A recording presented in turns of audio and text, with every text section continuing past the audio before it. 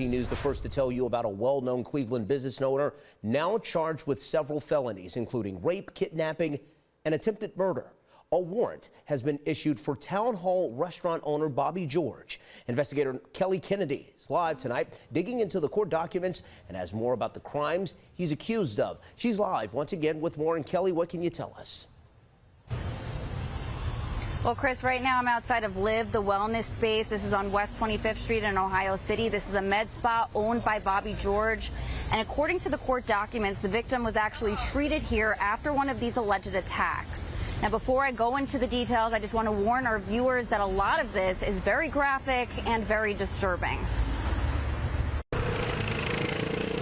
Not only have police issued this arrest warrant, they're also asking that George be held on a high bond. We know George owns several Cleveland restaurants, nightclubs, and even a med spa. According to court documents, the 43-year-old is charged with attempted murder, 4 kidnapping counts, 2 counts of strangulation, felonious assault, and rape. The warrant was issued Friday, but police tell us George is not currently in custody. Police say Bobby George attacked and terrorized a woman multiple times over the last 8 months. In November of last year, court documents say George, quote, pinned the victim to the ground with his hands around her neck, making her unable to breathe or move.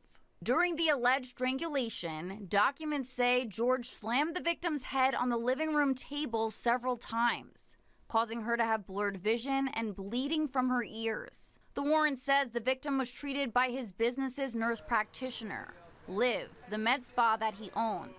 His NP said the victim suffered a concussion. Now, I did call that nurse practitioner, and she hung up on me as soon as I told her I was a reporter. Another incident detailed says George followed this woman to her car and pointed a gun at her, forcing her to get out. Police say he then held a gun to her stomach and forced her back into the home she had tried to escape from. But it gets worse. In June of this year, police say the victim was praying in a closet when George allegedly came in and shoved a towel down her throat and told her, quote, you think God is going to help you? In that same incident, he's also accused of trying to strangle and suffocate this woman. It also says he threw her around the home they lived in together. At one point, Bobby George was involved in the marijuana business. He was named a partner with Rise Dispensaries. But according to the parent company, he no longer has ownership or operational involvement.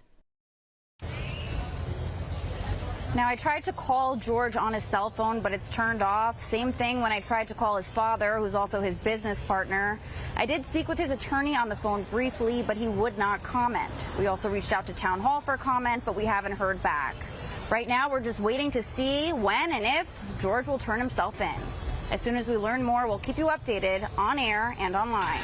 For now, reporting live from Ohio City, I'm Kelly Kennedy, 19 News.